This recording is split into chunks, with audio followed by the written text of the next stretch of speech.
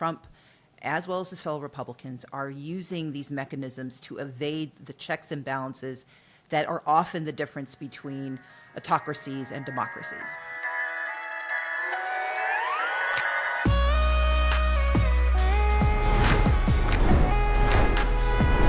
Welcome to Assembly Required with Stacey Abrams from Crooked Media. I'm your host, Stacey Abrams. Today, we are going to turn our focus to immigration.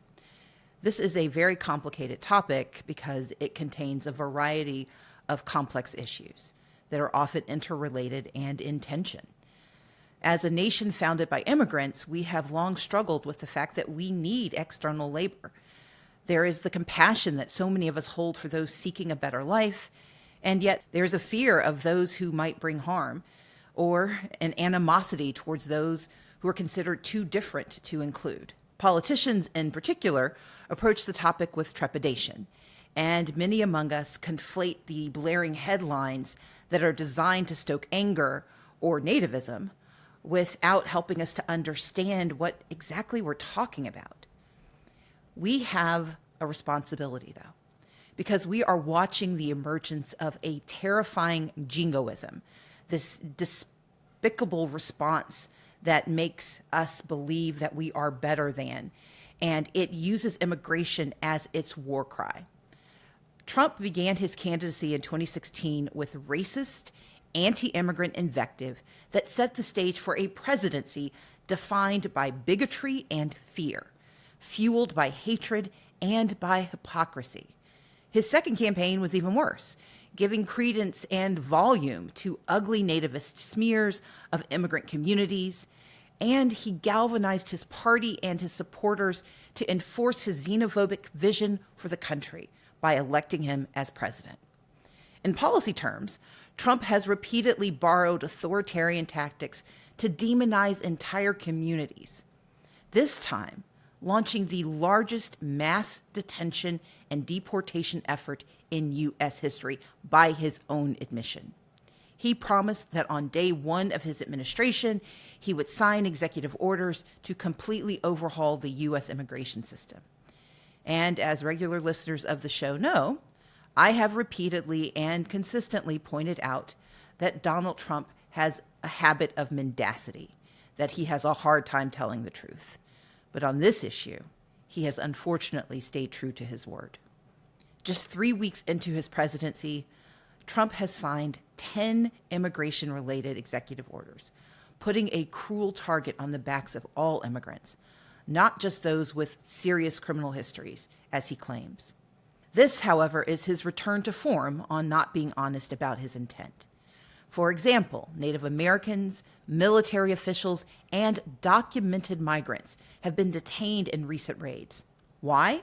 Because one of the executive orders directs ICE officials to aggressively increase arrest, with a daily target of 1,200 to 1,500 people.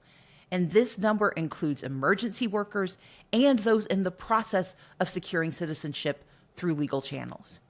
Hours after his inauguration, he reversed the Biden-era sensitive location policy, which had prevented ICE raids in places like schools, houses of worship, and hospitals.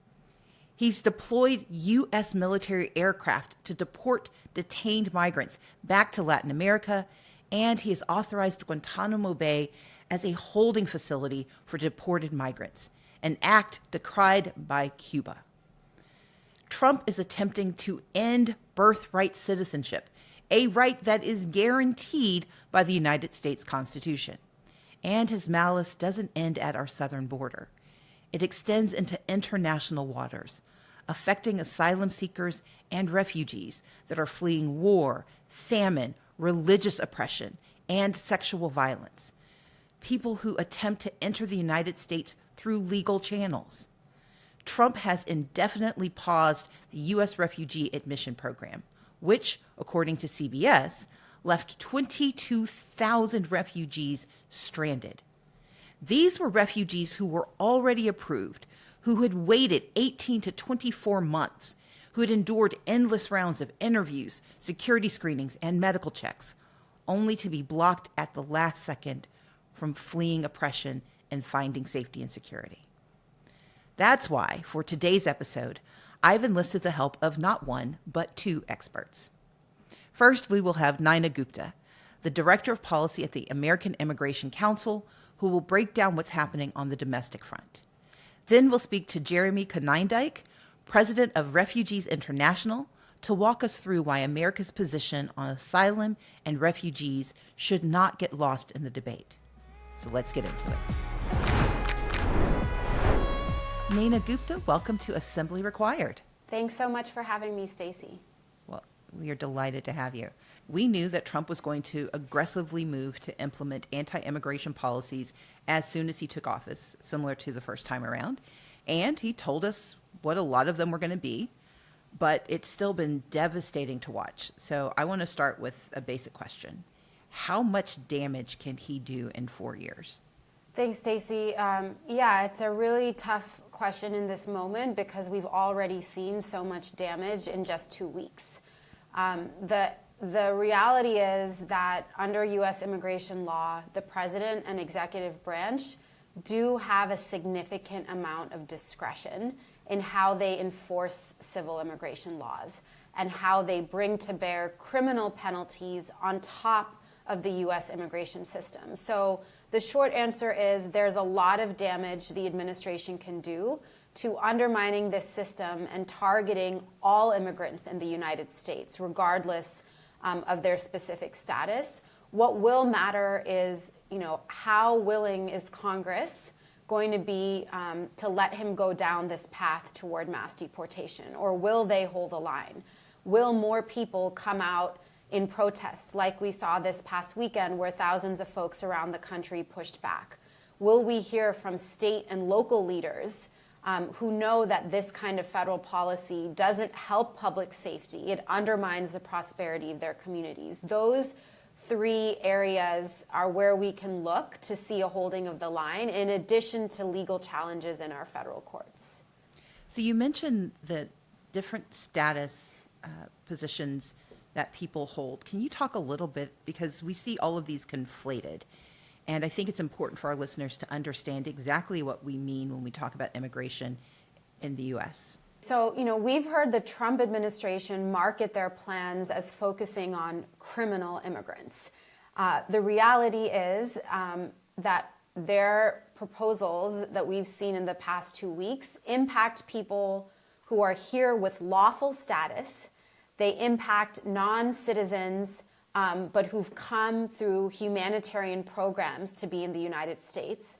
They impact people who are here temporarily on visas. They impact folks who are trying to come to the U.S. to seek protection while fleeing persecution and violence.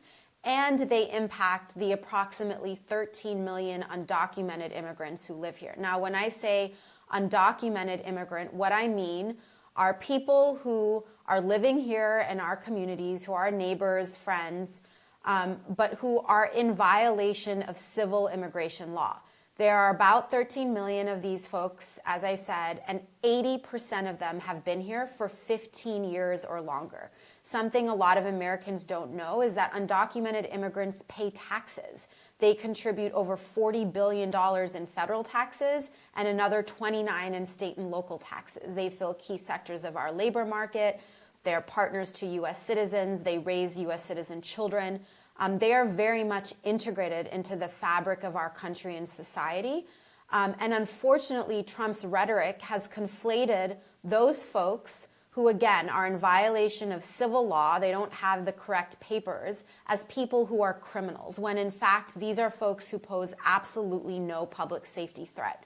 Fewer than 1 in 10 undocumented people even have a criminal record. And those who do are folks who have them for traffic violations or civil immigration type violations. In other words, these are overwhelmingly people who live in our country and who pose no threat to anybody, and they are being swept in under these Trump immigration orders, in addition to other people who have lawful status. So let's talk about the lawful status for a moment. When we understand that people are here legally, and you describe the impact of these executive orders, what recourse do these immigrants have in our court of law, given the discretion that you laid out earlier? Yeah, I mean, the recourse is narrow, and we're seeing the Trump administration try to overstep its discretion and legal authority to take away the rights these folks have to make a case in court to stay in the country. So, for example, we've seen in the past few days the Trump administration signal stripping lawful protections from people from certain countries like Venezuela, Cuba, Nicaragua. When the administration does that, these are folks who will now be vulnerable to deportation. If they are put into deportation proceedings, they will have an opportunity under the Immigration and Nationality Act to go to court before an immigration judge and try to claim some kind of relief from deportation, to make a case for staying in the U.S. by accessing some other form of protection, like asylum or other forms of relief that the system offers.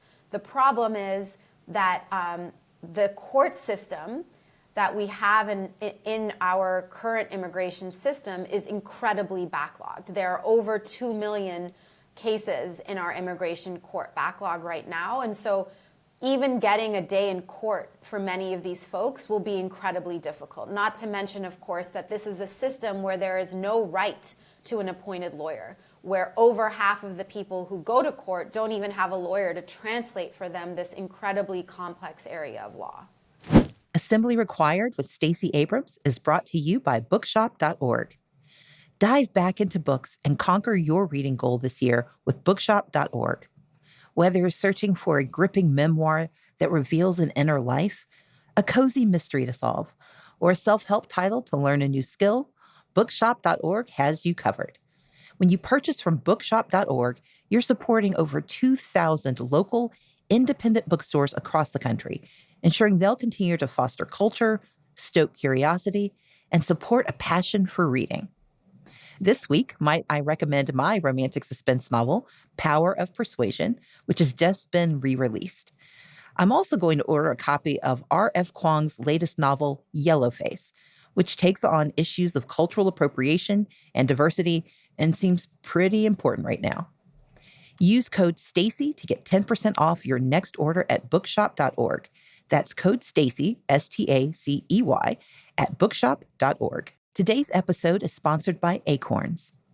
Between writing my next book, hosting a podcast, and supporting the important work of Feeding America and local food banks, I welcome any opportunity to automate the daily administrative tasks that keep my life moving forward. With Acorns, you can prioritize your financial wellness in just 5 minutes. That's all the time it takes to open your account. Acorns makes it easy to start automatically saving and investing, so your money has a chance to grow for you, your kids, and your retirement. You don't need to be an expert. Acorns will recommend a diversified portfolio that fits you and your money goals. You don't need to be rich. Acorns lets you invest with the spare money you've got right now. You can start with $5 or even just your spare change. And you don't need a ton of time. Just like the small, simple actions we take to make a difference here at Assembly Required, Acorns gives you small, simple steps to get you and your money on track.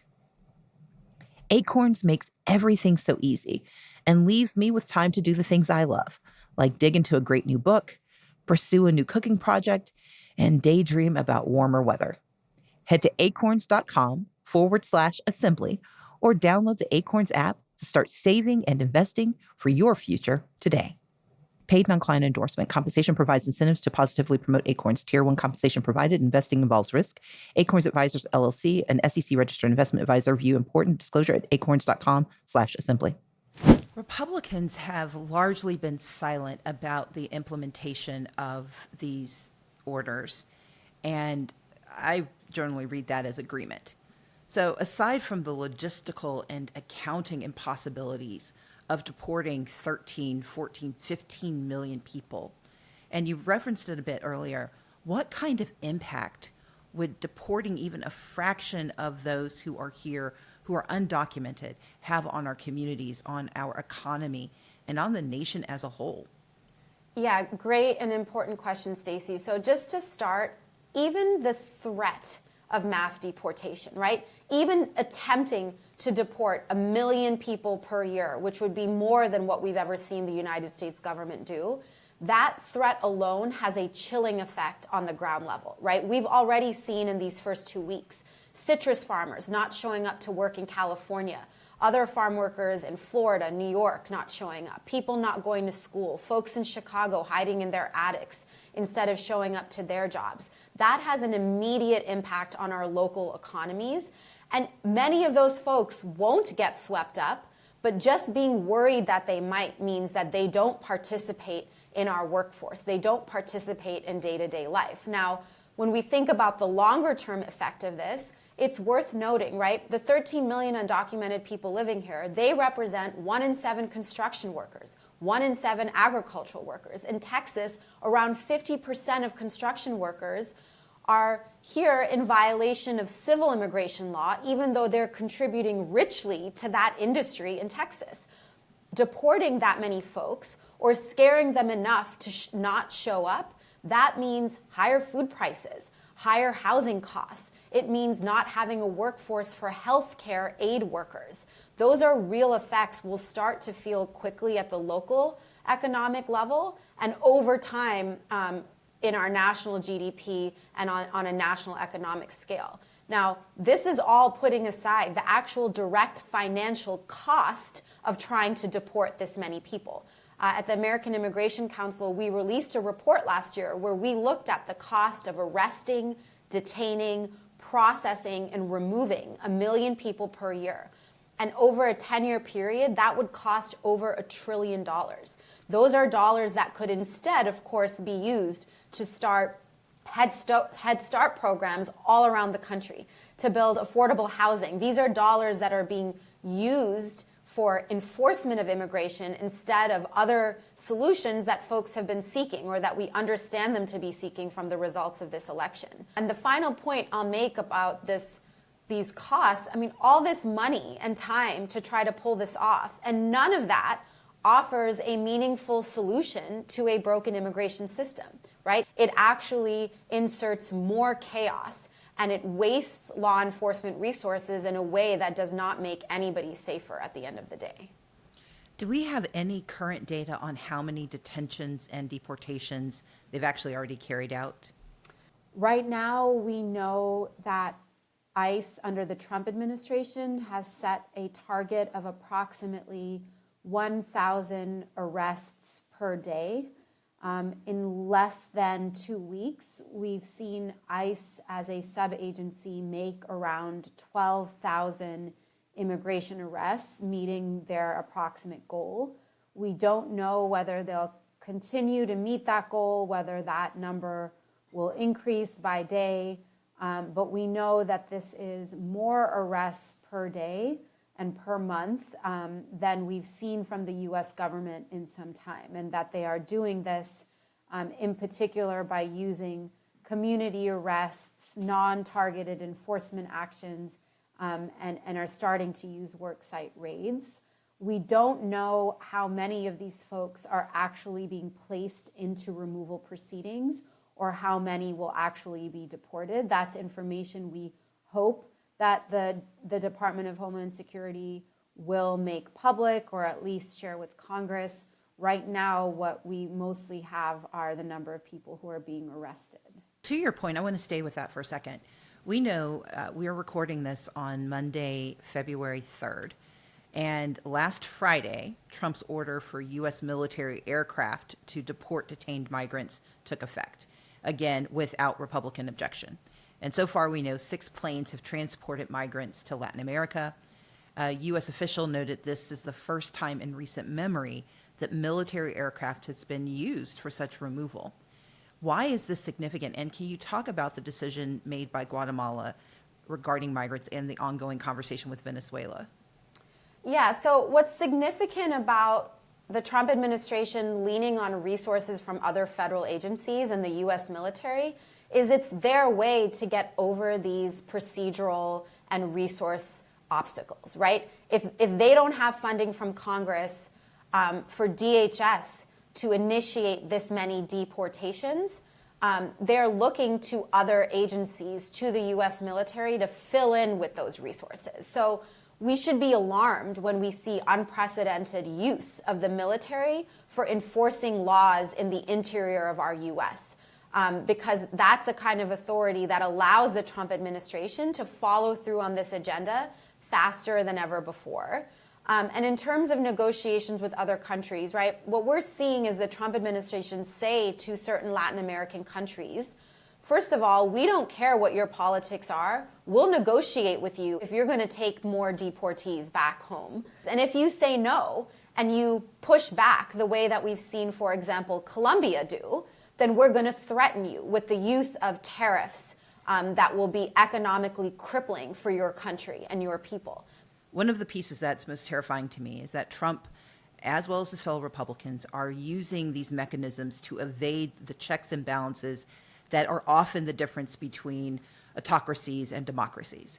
They are trying to leverage what they can do without having to abide by the laws as they exist. And one of the ways that he's attempting to do this is the announced plan to use Guantanamo Bay to hold undocumented immigrants, calling it a tough place to get out of. And he later ordered the construction of a 30,000-bed detention camp at Guantanamo Bay Naval Base, which is in Cuba. So I want you to talk for a second about what this decision says about the severity of his immigration policies that Republicans are suborning, but also what does it mean in light of the prior uses of Guantanamo as a federal military facility to be used for this domestic purpose? Yeah, thanks, Stacey, that's such an important question. So look, I mean, chaos, confusion, and fear is the point with the Trump administration, right? They want headlines about arrests in communities and moving 30,000 people to Guantanamo. The question is, do they really have the legal authority for the first time ever to put people on Guantanamo who are actually already here in the United States? And there are some important legal challenges that will be filed to push back against the use of that authority. And I want to flag that up top. Now, you are correct that what we're seeing is the Trump administration, in addition to its fearful rhetoric, try to get around the obstacles they face and the delays they face in their mass deportation agenda. And traditionally, Guantanamo has been a place where the U.S. government can do things in secret. And there isn't accountability for violations of due process. There isn't accountability for the conditions people are subjected to. And that is what Trump is aiming to do here. But the reality is that non-citizens in the United States who would be possibly removed and detained in Guantanamo Bay still have a right under immigration law to access immigration court proceedings. And if the Trump administration does not allow them to access those proceedings, there is legal pushback that will be filed in the federal courts because he is still subject to the authority of Congress as expressed in the Immigration and Nationality Act. And what we're seeing, of course, across sectors is the Trump administration overstep its constitutional bounds, ignore direction from Congress. And so with the use of Guantanamo, that legal pushback, in addition to public outcry, will be incredibly important here. Well, that takes us nicely to the part of the show that is so important, which is what do we do about it? You talk about the fact that we can engage in legal action. You talked about the protests that happened earlier. So I want to start with level setting. What would a humane immigration policy look like? One that helps people move out of the shadows and allows them to fully participate in American life, both financially and socially. Yeah, this is the question. And unfortunately, in a moment like this, when we're inundated with so many changes and so much chaos, it's easy to lose track of the path ahead. And the path ahead has to include some plan for giving the 13 million people who are here, who've been here for decades, a pathway to legal status. Now, the thing Americans have to understand is that ultimately we want a system that encourages people to comply with the law, right? To follow the rules. That's the mark of a successful system. Right now, immigration enforcement agencies are being funded at unprecedented levels. That has increased over time, and yet there are more people in violation of immigration law. That means our system is not working. It's not helping people comply with the law. It's not incentivizing them to do that. What we can do is have a system where we say, look, if you're in violation of the law, there are certain consequences. No, it should not be deportation as a one-size-fits-all consequence, right? We should not be sending people to death and indefinitely detaining them when they're contributing in this way to our country. But there can still be some kind of consequence, like, oh, you have been here in violation for this many years. Here's a pathway to citizenship, but you will have a 2-year path to get there. And if along the way you violate other rules, it might take longer to get that, right? You can have a system of consequences that's more humane and more reasonable, but that actually puts people on a pathway to getting out of the shadows and honoring what they've been contributing to our country. And so a shorter way of saying this, that we hope to hear more Democrats, frankly, talk about, is a fair system is one that is both including legalization and that has enforcement.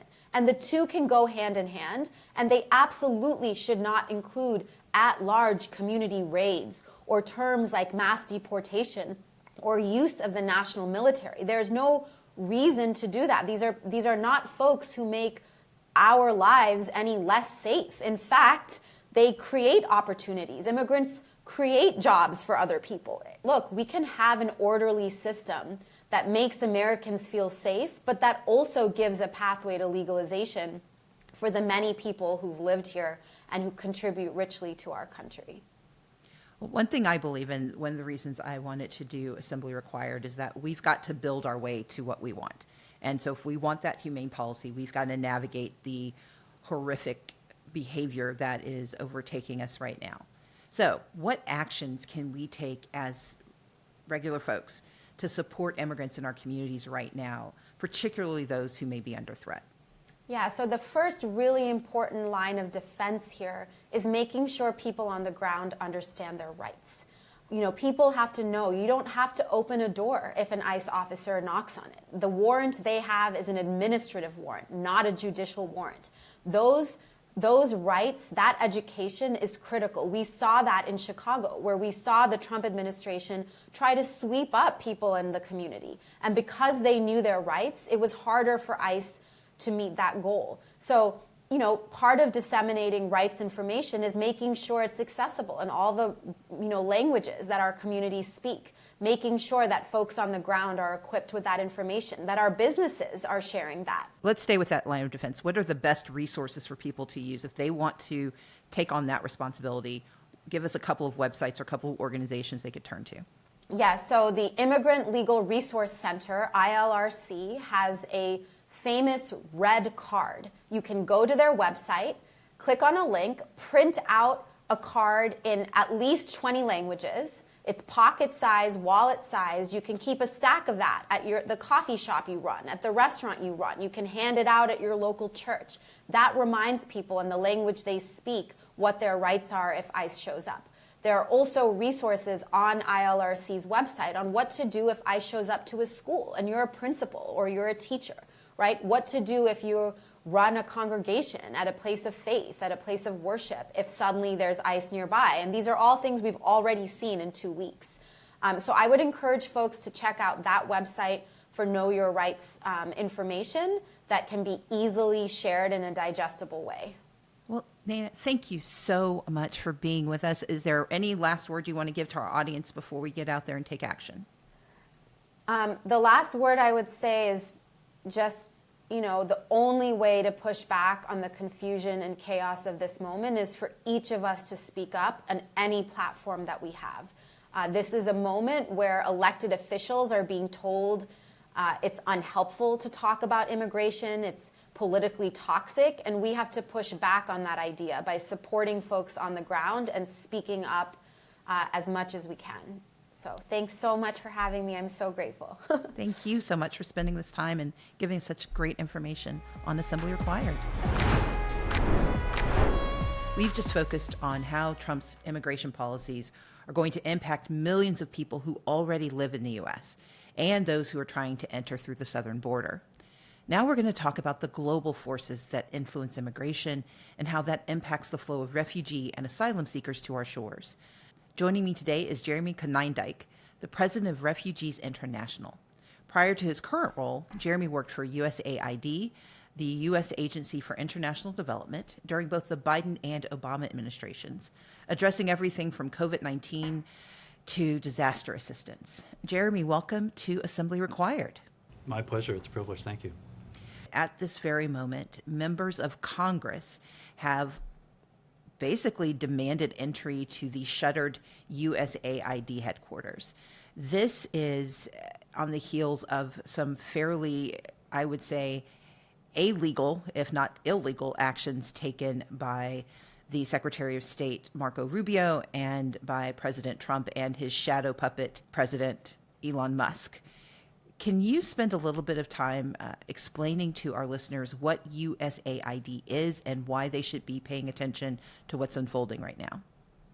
So USAID is the main foreign assistance arm of the federal government. So anything from disaster relief, which are some of the programs that I used to lead. So when you would see teams of American rescue personnel in Haiti after the earthquake, or after a tsunami somewhere, or a hurricane somewhere, those were USAID personnel. Those were our teams. They would go deploy after a major crisis and save lives. It's also things like global health. Up until the past week or so, the U.S. would support 20 million people around the world on HIV treatments to keep their HIV infection suppressed. And we have saved 25 million lives that would have been lost to HIV over the last 20 years. That sort of global health programming is really a core part of what we do through the U.S. government at USAID.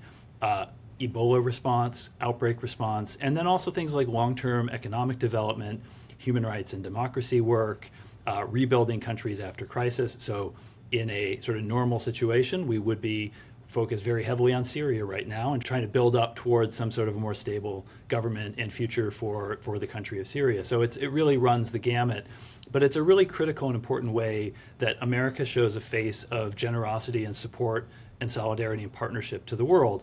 And those are not values that you hear Trump or Elon Musk talk about very much, and so it's not surprising to me that they're targeting USAID right out of the gate.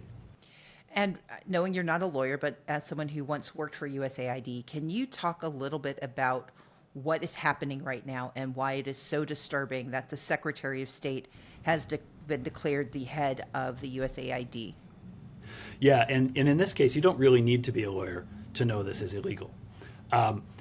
There's a great resource I would point people to, a woman named Tess Bridgman, who I worked with in the Obama administration. She was a White House national security lawyer, has written a great piece on just security about the legalities of this. But the bottom line is Congress enshrined USAID in law. So it was originally established by John F. Kennedy in 1961 through an executive order, but later on Congress did legislate it. So it cannot be undone by an executive order, contrary to what Elon Musk and a lot of his minions in my Twitter mentions keep asserting. Okay, so we're going to do one more set of definitions and level setting before we jump into the heart of the conversation. But I appreciate you doing this because I think it's so critical for those who are hearing the news and hearing the noise to understand just how dangerous what is unfolding is. Yeah. And so the other piece that I would love for you to describe are a couple of key terms that we're going to use. Okay. Can you describe the difference between an asylum seeker and a refugee? And just talk a little bit about the work that you do in this context. So a refugee is someone who has fled across an international border because they are being persecuted or are unsafe in their home country. And so that comes out of the experience of the post-World War II era, where after World War II there was enormous displacement in Europe, and of course there had been horrifying stories like the St. Louis, a boat of Jewish refugees from Europe who were refused entry into the United States, and ultimately returned to Europe to, many of whom were then harmed and killed. There was a very strong feeling after World War II that we needed protection. We needed global systems to protect people like that. So it comes out of that experience of displacement and war and persecution and really extermination during World War II. So coming out of that, in 1951, the world put together the Refugee Convention. And the basic idea of the Refugee Convention, which the U.S. was one of the lead signatories on, was that people should have access to protection when they are, when they are at grave harm in their home country, and that other countries should have a system to take them in and protect them. And that is what we now call, in most countries, asylum. So a refugee is someone who has fled across a border and been granted some form of asylum in another country. An asylum seeker is someone who is trying to make it to a place where they can be safe, but has not yet been determined to have a valid case. So when someone tries to come into the United States, if it is say a Venezuelan who is fleeing state collapse and often targeted violence in their home country, making their way through very dangerous and unsafe conditions through Central America, comes to the U.S. border, in theory should be able to just present themselves at one of our border crossings and say, I have a fear of persecution, I would like to seek asylum in the United States. The reality is a lot messier and more complicated than that. That's the theory of how it should work. It's not often how it does work, and we can get into some of why. Think of an asylum seeker almost as a refugee in waiting, someone who is asserting they deserve that status, but the state that would let them in has not yet granted it. Last one. There has been a lot of conversation about TPS and the decision by Donald Trump to revoke it, necessarily from Venezuelans, Nicaraguans, Haitians. Can you talk a little bit about TPS and sort of the universe of those who are currently in the news? So TPS is a really critical tool to protect people who are in this country and who cannot safely return to their home country. And so it is often used if a country has fallen into civil war, if it has fallen into widespread state collapse or civil disorder. And so places like Venezuela, places like Sudan, where there is an ongoing major civil war and famine, will often be granted designated for temporary protected status by the U.S. president, because it's a recognition that whether or not a Sudanese person or a Venezuelan person is in this country lawfully, they cannot be safely returned to the country they come from. Haiti is another, of course, case of that right now. There's widespread state collapse and violence in Haiti. So this often becomes a way for people who are, they maybe did not come here as refugees, but functionally are not too different from refugees in the sense that they cannot safely go home. According to CBS, the Trump administration's freeze on the refugee resettlement program has left 22,000 people stranded. At the top of the program, we talked about the fact that many of these folks have been through security checks and health checks and criminal background checks.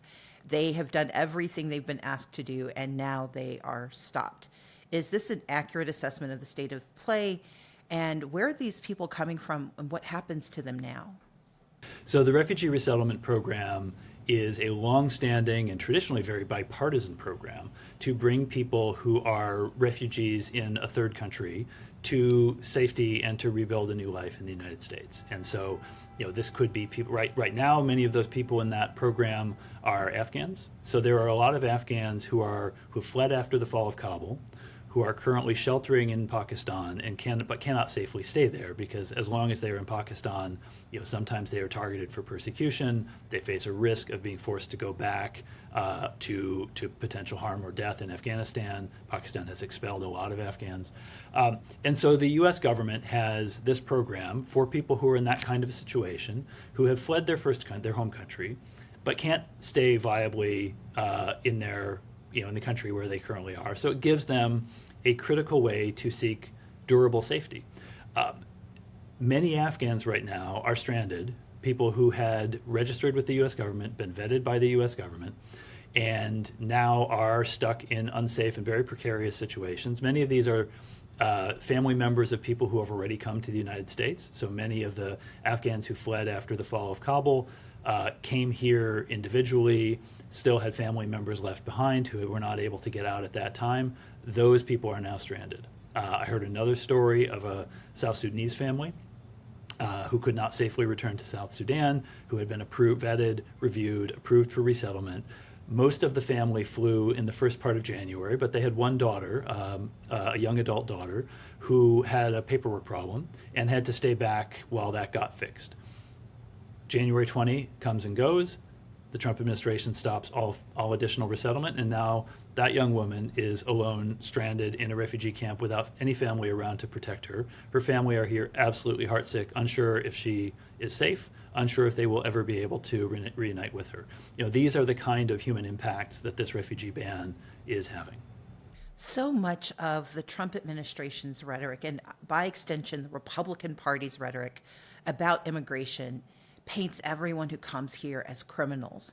And in regards to helping refugees and others from around the world, they frame it not as prioritizing safety and security for all, but as us deprioritizing the needs of Americans. Can you talk a bit about this rhetoric and what is harmful about it, but also what we should hear when we hear this?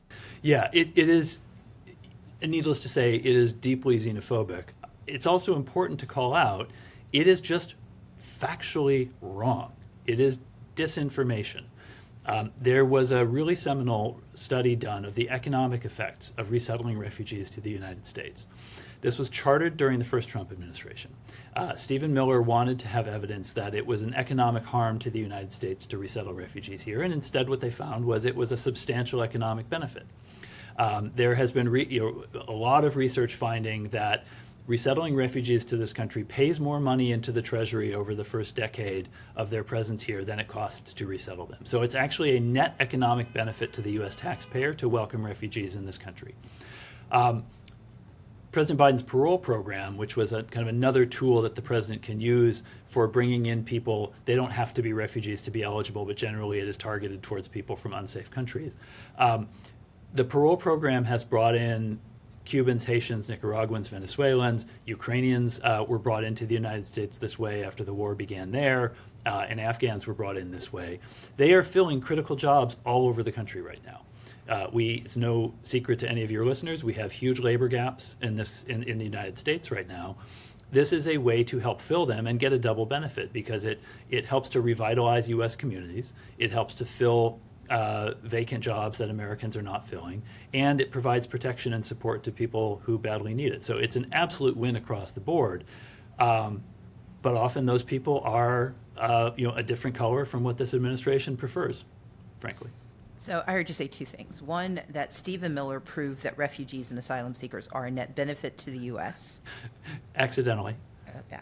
Hey, however it happens. Exactly. But the second, and I think this is worth digging into, there's a narrative that abounds that we shouldn't be responsible, that as the richest country in the world, it's not our responsibility to take care of anyone else. But I would argue, and I think your life's work shows that we can take care of both our own needs and contribute to helping others. So what's your elevator pitch when someone is getting into this argument, when someone is trying to convince a friend, a neighbor, a coworker who thinks that we shouldn't be dealing with this, that it's not our problem to be concerned with what happens elsewhere? What do you think we should say? Well, I'd say a few things. First, it is the story of America. My ancestors, if you go back a few generations, were poor people from the Netherlands who came here to build a better life for themselves. And I like to think I'm contributing to the country in a positive way, and it's a net good that that they did that. Every major wave of migration to the United States in history has faced exactly that same sort of attitude. We are full. We can't possibly take any more. They're ruining our country. All of this. If you go back and look at the rhetoric around Irish and Italian immigrants from the first part of the 20th century, it is very similar to what we see today. It is, as we know now, a huge economic and a huge cultural and social benefit to our country to be a welcoming country. And most Americans agree with that. Yes, there is a very vocal minority who are, of course, very opposed to that, but we have done polling, other organizations like us have done polling looking at voter attitudes on welcoming people who are fleeing harm. And even in September of last year, at the peak of the election season, at the peak of the anti-immigrant rhetoric, when hundreds of millions of dollars of anti-immigration advertising was on the airwaves, a solid majority, more than 60% of Americans, believe we should continue to resettle refugees here. A solid majority of independents, a solid majority of Democrats, and even a plurality of Republicans. What we also find is that when people personally know a refugee, when they identify with that story and they can see that in their lives, that support shoots way up. So among people who know a refugee, that support goes up across the board, including with Republicans, by 20 points. And what that tells me is people identify with that. That it really is a core American value. And part of the reason why you see so much gaslighting and disinformation and hundreds of millions of dollars of negative political advertising around immigration is to counteract that very basic fact that America, at its core, remains a welcoming country. Last week, the Trump administration kept repeating, for example, that we spent $50 million on condoms for Gaza. And I want to congratulate you. You not only effectively pushed back against it and called it disinformation, you managed to be part of the chorus that shouted down the crazy. Yeah. But can you clarify that bit of disinformation and any other major misconceptions that are being promoted? Yeah, and I think this is a really instructive case because one of the things that you've seen a lot in Elon's Twitter feed, and you're hearing now repeated by the president is, well, this is all waste, fraud, and corruption. And when they are pressed to give an example of that, they talk about the condoms. None of it is real. So when I first saw this, and I've worked on reproductive health programs and I've worked in disaster response, and something about that figure just struck me as wrong. So I reached out to a few friends who work on reproductive health procurement. The U.S. government buys a lot of condoms for its reproductive health programs. It sends none of them to Gaza, for the record, but it does buy a lot of them for elsewhere. And so I just asked, how much do those things cost when we buy them in bulk? And the answer was, well, between 4 and 5 cents a piece. So $50 million at that level would be more than 1 billion condoms. There is no world in which, it's just, when you put it that way, there is no world in which anyone would think to send 1 billion condoms to the 2 million people in Gaza. It also, of course, never mind the fact that the Israeli government controls anything that goes in and out of Gaza and would never let those truckloads. So it's an absurdity, but it's an absurdity I think that's very instructive because they are not bothering to talk about plausible things. They are not bothering to find real stories. They are making stuff up. They are spouting untruths and then using that as their pretext to gut a federal agency that they do not like. Assembly Required with Stacey Abrams is brought to you by Aura Frames. I have a large, tight-knit family: parents, siblings, spouses, nieces and nephews, and more. Like most families, we love to share memes, gossip, and photos. Lots of photos. That's why I was so excited when Aura Frames sent me their digital frames. It was named the #1 digital picture frame by Wirecutter, and for good reason. It's so easy to set up and a great way for making sure that your pictures make it from your phone to your home. Open up space on your phone by sharing your memories with loved ones with a unique, stylish digital picture frame from Aura Frames. Because Aura Frames comes with unlimited storage, all you need is the free Aura app and a Wi-Fi connection. And you can upload as many photos and videos as you want year-round. Right now, you can save on the perfect gift that connects you no matter where you are. Visit auraframes.com. For a limited time, listeners can get $20 off of their best-selling Carver matte frame with code ASSEMBLY. That's Aura, A-U-R-A, frames.com, promo code ASSEMBLY. And don't forget to mention that we sent you to show your support for the show. Terms and conditions apply.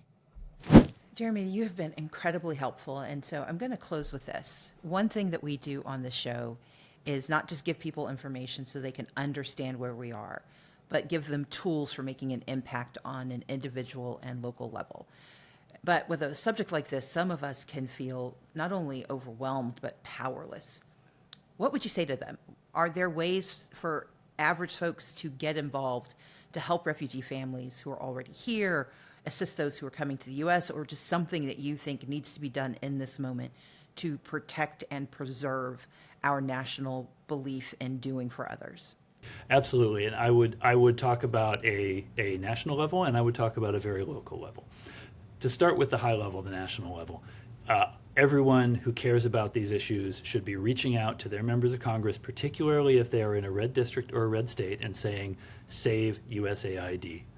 We care about doing good in the world. We think the richest country on earth should do good in the world, no matter what the richest man in the world thinks about that." So Republicans in particular need to be hearing that, but all members of Congress need to know that their constituents care about this. And if they do, it will materially help to protect USAID against some of these attacks. Similarly, while you're talking to them, talk about the importance of continuing to welcome refugees and protect people in this country. The refugee resettlement program also needs saving. It is also being targeted by a ban right now. At a local level, one of the interesting things about refugee policy in the United States is that a lot of the things that make life better for refugees and newcomers in the United States are actually state and local policies. So access to education, access to labor. So talk to your mayor, engage in your local government, engage in your state government. We have a program called the Refugee Advocacy Lab that works in a number of states, and that's the website, refugeeadvocacylab.org. Works in a number of states that to advance those kinds of welcoming policies at the state and city level. And then I'd go one more level down. In your own community, find ways to gather with other allies of refugees and displaced people. It's really important we build community right now. I talk to a lot of people who feel very isolated, who don't know and aren't connecting with other people who share their values. Organize a book group. Organize a movie group. There's a great book by Jonathan Blitzer called Everyone Who Has Gone Is Here, looking at the global displacement crisis. That's a great place to start. And also reach out to mutual aid societies that are supporting migrants in your community, because there's a lot to do there, and they always need extra sets of hands. Jeremy, thank you so much for your time, for your efforts, for your energy, and for being with us here on Assembly Required. It's my pleasure. Thanks so much, Stacey. We are delighted to get so many voicemails and emails and comments, and it's not possible to respond to them all and get to the next episode. So I want you to know that we do see them and we pay attention. Therefore, I would like to welcome our producer, Alona Minkowski, to tell us a bit about what's been on your minds. Thanks, Stacey. Well, we get a lot of listener voicemails. We get a lot of listener emails. And as you mentioned, we're so grateful for all of them. I have to say that even though it's been a bit of a dark start to the year and it feels like very stressful times, our listeners have really been enjoying the guests that we've had on. And I think that feedback has been overwhelming, whether it was Kenji Yoshino or Melissa Murray or Senator Cory Booker. They are making themselves heard loud and clear that they really, really love the guests that we've had on recently. And, one thing that I notice every week when I'm reading through all of these questions that people send in is everyone wants you to give them the answer on how it is that they can do something, how it is that they can get involved and help. And I think that's very relatable, right? It's very easy to feel overwhelmed when everything feels like it's going in the wrong direction. And so I thought maybe you could offer us a little bit of insight into your own history and past. What was the first, good thing that you did that helped you kind of streamline, pick your lane, and feel like you were making a difference? So I can't remember the very first thing I did because I grew up with parents who had us doing lots of things. But I will tell you, I recently wrote a children's book called Stacey Speaks Up. And for me, it's the distillation of what I remember, which was I saw a problem. I tried to find somebody else to fix it.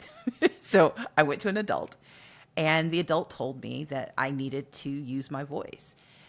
In real life, what I did was find some friends to try to help. But in the book, little Stacey finds some friends and they do a petition. And then they actually talk to the people in power, in this case, the school board. But I think it's important to remember that our job is to marry empathy with advocacy.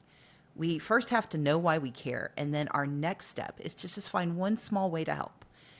And so for me, that meant finding the adult in charge, and telling them about a problem that maybe they didn't see because they were too far removed.